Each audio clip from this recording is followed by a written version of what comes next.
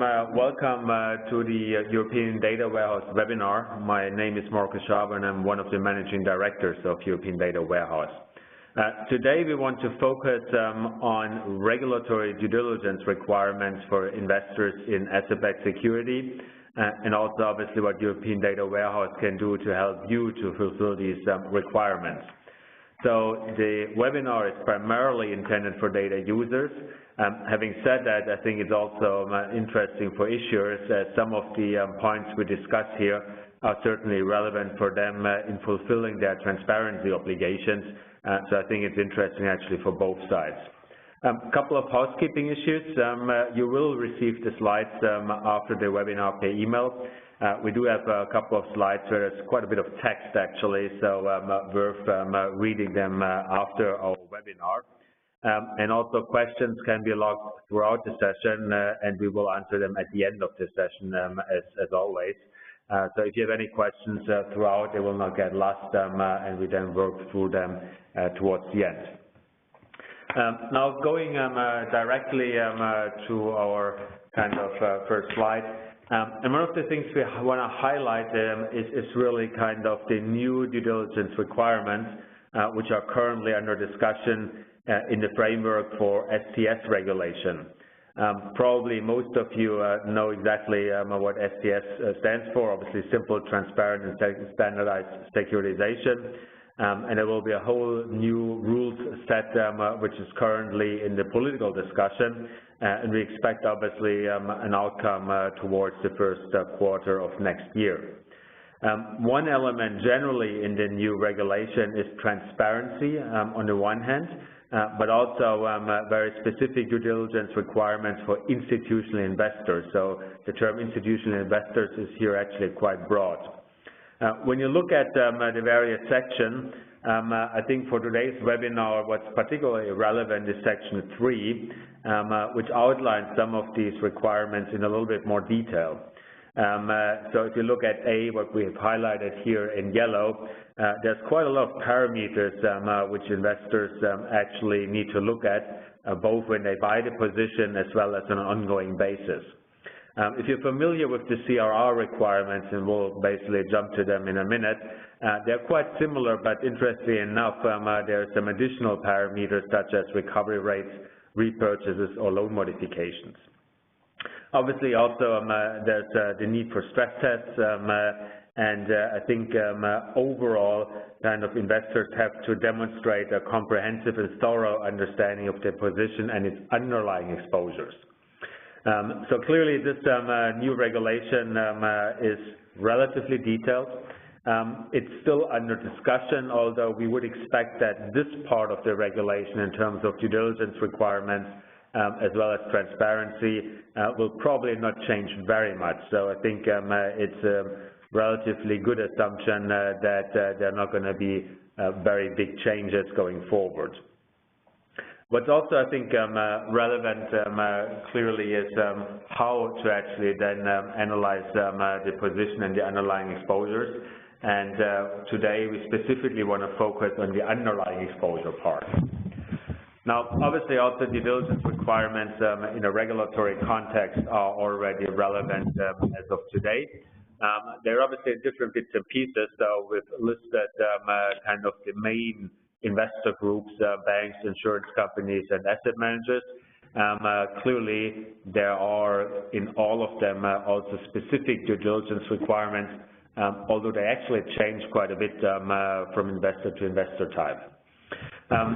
Looking very briefly at the fund management side, this is obviously the part where you have at this stage a relatively generic description. So yes, you obviously have to look at the underlying exposure, you have to do stress tests, and you also have to effectively kind of do kind of a comprehensive analysis and comprehensive stress tests. But it's not exactly clear in terms of which parameters do you really need to actually follow, so it is a bit more generic. Similar, by the way, for insurance companies in the appendix, we do list the very specific points, which we, however, don't want to go through today. What's more relevant is also the Article 406, which outlines, again, very specifically the parameters. And as mentioned, there's a pretty good overlap with the new proposed regulation.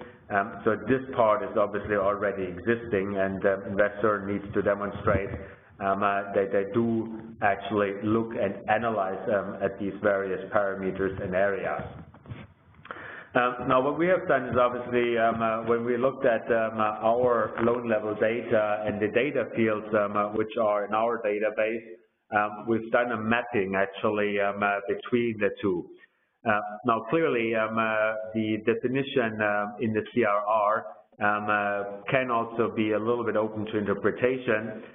So what we've done here is actually we've listed all the data fields which we have in terms of relevance for the specific CRR requirements.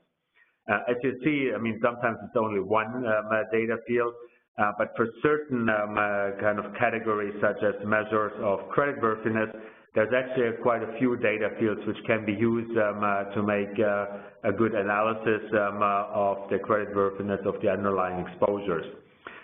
Here we basically listed only RMBS, but for SME, for auto, for consumer, clearly, you know, there are equivalent data fields. So in the interest of time, we've just actually looked here at RMBS, but the same is actually available for the other asset classes. What is important is that the data field definitions are very standardized. So clearly there's a template, there's a taxonomy, and so far across Europe, there's generally one clear understanding of what should be in a data field. That actually brings us a little bit to what is relevant to demonstrate this comprehensive and thorough understanding. So clearly at this stage and going forward, you have two sources to look at the underlying exposures on an ongoing basis. One is, as always, the investor report, and one is the loan level data. So clearly both are relevant to demonstrate that comprehensive understanding. And although they are, you know, in some ways addressing the same issues, there can be quite some differences when you look at details. One of the things we have done actually based on our transactions, we looked actually at a fairly large sample of transactions, and we listed basically if an investor report has some information available or not, and really depending on the data field, that is something which is, you know, kind of potentially really good or potentially quite poor. One of the challenges clearly with investor reports is the lack of standardization in Europe. As you know, each investor report can really look different from issuer to issuer. And at this stage, at least, there's no harmonization of investor reports, so that is certainly something for future development. Loan level data, on the other hand, is actually quite standardized, given the application of the ECB template and taxonomy. So that is something which is quite clear. Of course, that was also here in the detail, so sometimes an issuer has a slightly different interpretation, but generally speaking, there's a much higher level of standardization compared to investor reports. Also, data fields are quite often mandatory, so not all of them, but most relevant ones, and so far there's also a fairly high level of coverage actually in our loan level data. What we, on the other hand, need to do is not only looking at loan level data, but also really make it fairly easily digestible. Clearly, in practice, no investors really looks at loan level data row by row, but rather actually using various aggregation, benchmarking, and visualization techniques.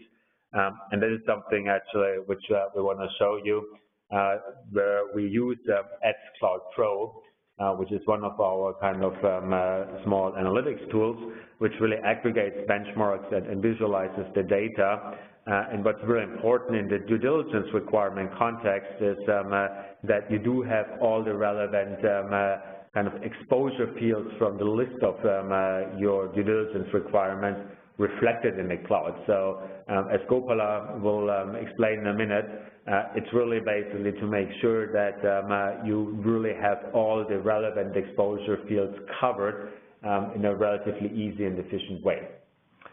With that, I'd like to hand over to Gopala, who will actually lead us through the AdCloud Pro version, and we will then basically revert to you with questions after the demo. Thanks, Marcus.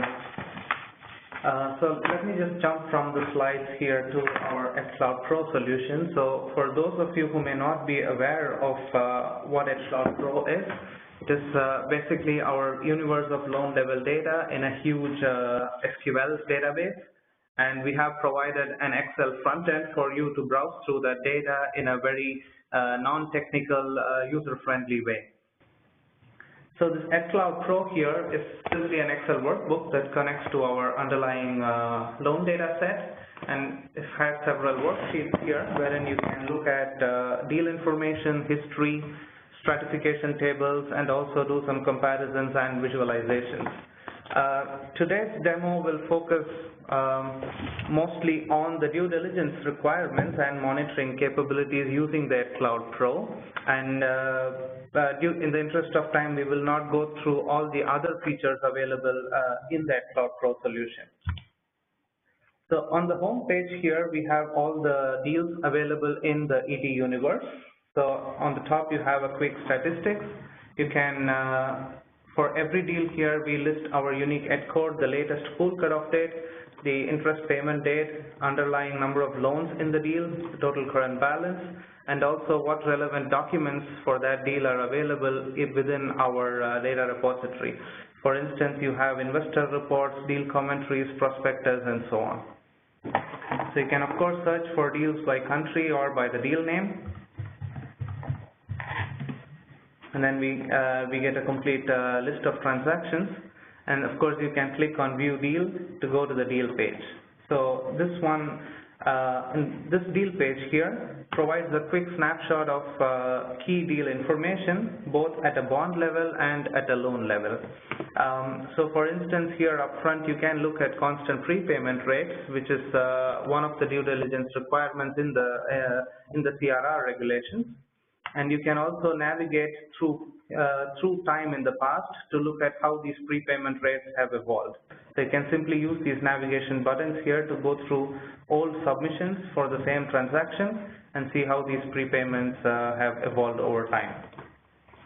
We also have here key information about the underlying loans in terms of aggregates. So for instance, we have the weighted average interest rate, weighted average LTV ratios, the seasoning and maturity information, and we also have percentages of loans in arrears, which is again one of the key due diligence requirements, and also we have default rates, for instance. These as well you can navigate through time and look at historic information, but if you want a quick snapshot of the entire history, we also have it here down at the bottom, so where you can see the default rates both in terms of number of loans and percentage of current balance, also in terms of arrears.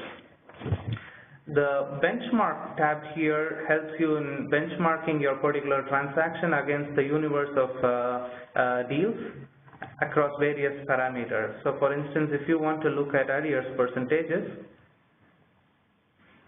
this will immediately benchmark your selected deal against all other deals belonging to the same country. So you can immediately see here arrears percentage of 2.55 and how it is placed amongst all other Spanish transactions arranged in descending order of arrears percentages. Moving on to the History tab. So the History tab provides a quick snapshot of the historic information about every deal, mainly in terms of performance information. So here you have the arrears evolution and the default rate evolution. But below it, interestingly, we have some custom historic matrices where you can see stratification tables for key parameters. What we also have here is the transition matrix, which displays loan transitions between two snapshots in time. So here you have the May pool cutoff date versus the August pool cutoff date, and you can see how loans have transitioned from performing to arrears. Given that we have here all the account status listed, we also see the repurchased loans, and repurchased loans, although may not be one of the key due diligence requirements in the CRR, is one of the new additions in the upcoming STS regulations that have been proposed. So these also you can see here in the transition metrics. On the strat sheet, you get various stratification tables for almost all the mandatory fields listed in our loan data template. So you have the performance statistics, the months in arrears, the interest rates, and down below we have property types, LTV ratios, valuation dates, primary income distribution, employment status, etc. So these cover all the CRR due diligence requirements here. And in the presentation, we have highlighted in the appendices what key strat tables are mapped to what part of the due diligence requirements. So this, of course, you can get, you can see when you receive the PowerPoint presentation. The strat table can also be used to do comparisons. So you can compare one particular transaction against another transaction by simply using the compare button here. Or you can also select the current transaction and compare it with all deals from the same issuer or all deals from the same country or your custom selection of whatever deals that you choose. So this is also something that is available, and you can also go back in time. So you can also choose these deals from the latest pool cutoff date, or if you want to go back in time, you can also choose the submissions from various points in time. There are also some quick visualizations available here. So for instance, if you want to visualize this table, you can click on visualize. This creates some default Excel charts, which you can of course copy paste and put it into your internal reports. And we also have filters. So if you want to look further into the data sets, you can filter these strat tables by various parameters that you want. So by clicking on filters, we bring up some 8 filter options here. And of course, these filter options are customizable. There is a hidden config sheet where you can pick the 8 key filter data fields that you need. For instance, if you're not interested in filtering by interest rate type and rather require loan origination year, you can of course delete this and add that and start filtering by them. So if you want to look at only loans in arrears, you can simply filter for them, or if you want to look at only performing loans, or for instance all the non-performing loans, you can as well filter by them. You can apply these filters to a specific comparison slot or to all the comparisons available here. So for instance, in column 1, you can choose a particular deal. In column 2, you can choose all deals from the same country. In column 3, you can choose all deals from the same issuer, and so on. So you can add up to 10 comparison slots here, and then apply filters on either one of them or all of them together. The time series feature also helps you to go back in time and perform trend analysis. So if you want to look at, for instance, for this particular transaction, an arrears percent of 0.84, if you just select that and do the time series, it provides a quick line graph of how the arrears have evolved over time since our first submission that we received in 2014 until 2016 Q2. This brings us to the end of the demo of the xCloud Pro. Of course, the Excel is the front end which you can use to analyze loan data sets, but by gaining access to the xCloud Pro, what you also get is a direct access to the underlying database through which you can write your own custom SQL queries to perform more in-depth analysis, or you can also connect to some business intelligence tools to get more visualizations that are not provided in the xCloud Pro out of the box. Moving on to the slides, just to quickly summarize here. So we have several screenshots of the xCloud Pro highlighting which parts of the solution provide you key information with regards to the due diligence and monitoring, both for the CRR and for the upcoming STS regulations. And also you have appendices, which, as earlier Mark has outlined, you have the mapping for other asset classes, for instance here SME. With that, I would like to open the floor for questions. Please type in your questions in the chat box or in the Q&A box, and we will go through them one by one.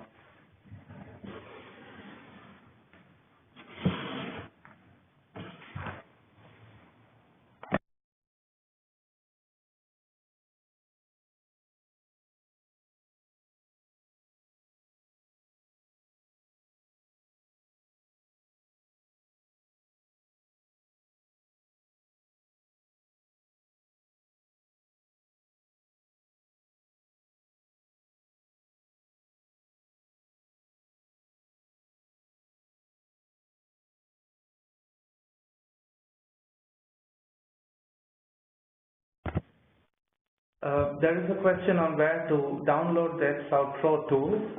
Along with the presentation, we will also send a link to download the file. All premium customers of European Data Warehouse are by default provided access to the solution. If you are not a premium user, please contact us at enquiries@eurodw.eu.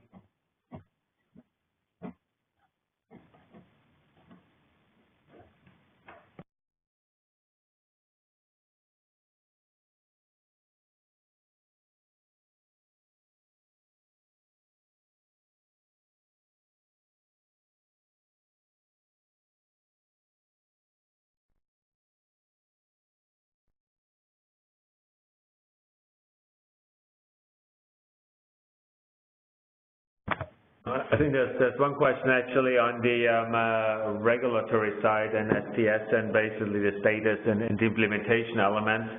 I think the question is difficult to answer. What is relevant is that at this stage, obviously there's still a political discussion ongoing, and then there's the trilogue happening. But on the other hand, most of the tough ones are around risk retention, around third-party countries, regimes, etc. So while the political discussion might be ongoing for quite a while, I think it's fair to assume that transparency and due diligence requirements are probably not changing that much. So clearly there's a vote expected in January in the Parliament, and then basically there's the trilogue. So, you know, it will be obviously throughout 2017, but I think it's fair to say that investors arguably can already prepare for that now. There is one question on who a premium customer is or how to become a premium user. We have several categories of data users. This information is available in our corporate website, eurodw.eu. But in generally speaking, basic users get access to our raw loan level data in the form of CSV and Excel files, whilst premium users get access to additional services like the xCloud Pro, which presents the same data set in a more consumable format by providing aggregations and visualizations.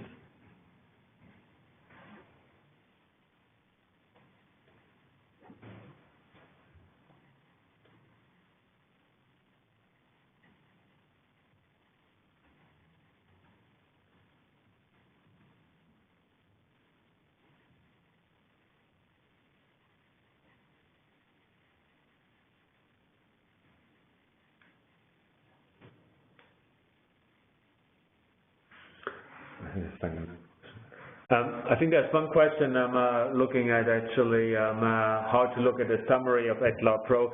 Basically, essentially xCloud Pro works in a way that you do not have to load any data. So basically, you simply select a transaction, and then automatically the xCloud Pro basically collects the data.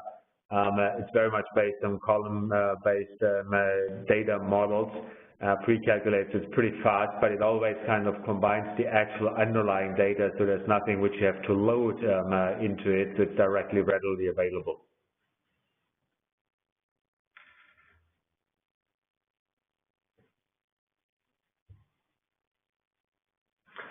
One more question. Is there any place where to analyze how the collateral value expected to be reported in CS4, AR136, and AR143? The answer is if you obviously look at the ECB FAQs, there is some very specific, obviously, kind of discussion on how to report that. This is a very specific question, so probably it takes a bit longer to actually go through that. So if we could ask that person actually just to reach out to us separately, if you just send a quick email to us, and we can then discuss that point in more detail.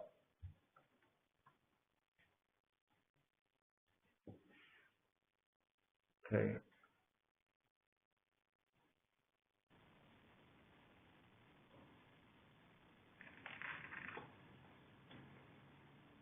I think there are no further questions at the moment. So we'll give you another 30 seconds. So if you have kind of something you want to ask us, so please do so now. So we're waiting for a couple of final questions, and I think then we will wrap up.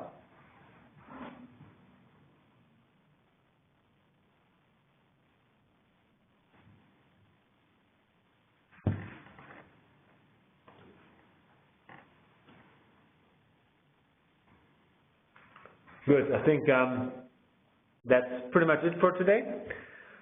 Thanks very much for your participation. We hope you found it interesting, and as always, if you do have follow-up questions, please direct them to inquiries.